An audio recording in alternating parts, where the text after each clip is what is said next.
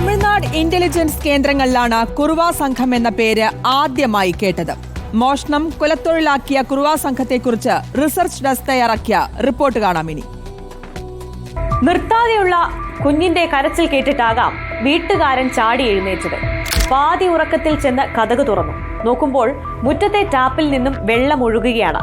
Tap അടയ്ക്കാനായി മുന്നോട്ടു പോയതാണ്. പിന്നിൽ നിന്ന് തലക്കിട്ടടി കിട്ടി ബോധം മറഞ്ഞു.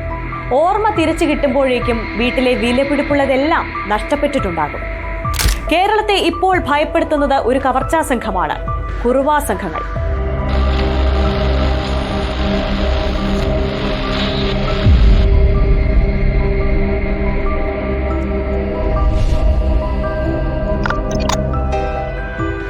ആരാണ് ഈ കുറുവ സംഘം? തമിഴ്നാട് ഇന്റലിജൻസ് കേന്ദ്രങ്ങളാണ് ഈ പേര് ആദ്യം കേട്ടത്. തമിഴ്നാടൻ തിരുട്ട് ഗ്രാമങ്ങളിലെ ഏറ്റവും അപകടകാരികളായ മോഷ്ടാക്കളുടെ കൂട്ടമാണ് കുറുവ സംഘം. മോഷണം കുലത്തൊഴിലായി കണക്കാക്കുന്നവർ, മോഷ്ടിക്കാനായി കൊല്ലാൻ പോലും മടിയില്ലാത്തവരാണ് ഇക്കൂട്ടർ.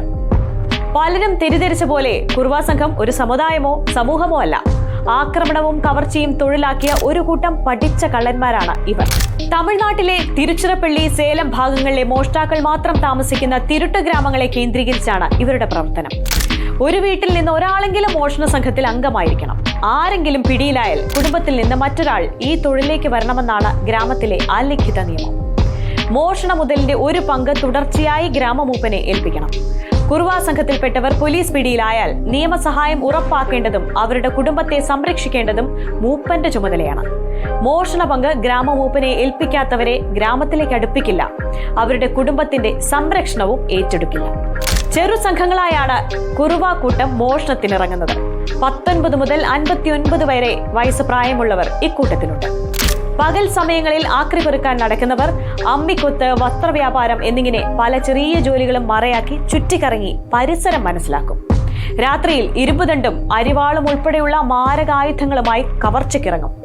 ശരീരം മുഴുവൻ എണ്ണ തേച്ചിട്ടുണ്ടാകും. മിക്കവാറും അടിവസ്ത്രം മാത്രമേ ധരിച്ചിട്ടുണ്ടാകൂ. മുഖം മറച്ചിട്ടുമുണ്ടാകും. വീടുകളുടെ വാതിലുകൾ തന്ത്രപൂർവ്വം തകർത്താകും മോഷണം നടത്തുക. പരമാവധി മോഷണം നടത്തി വേഗത്തിൽ തിരിച്ചു പോകുന്നതാണ് രീതി. കുറേ ദിവസത്തേക്ക് മൊബൈൽ ഫോൺ ഓഫാക്കി എവിടെയെങ്കിലും തമ്പടിക്കും. കോലാഹലങ്ങൾ കെട്ടടങ്ങിയാൽ അടുത്ത ദൗത്യത്തിനിറങ്ങും. അഥവാ പിടിക്കപ്പെട്ടാൽ സംഘാംഗങ്ങളെ ഒറ്റിക്കൊടുക്കാതെ ഇവർ പിടിച്ചു നിൽക്കും. കൊല്ലും കൊലയും ആയുധപ്രയോഗങ്ങളും പരിശീലിച്ച നല്ല കായിക ശക്തിയുള്ളവരാണ് കുറുവ സംഘം.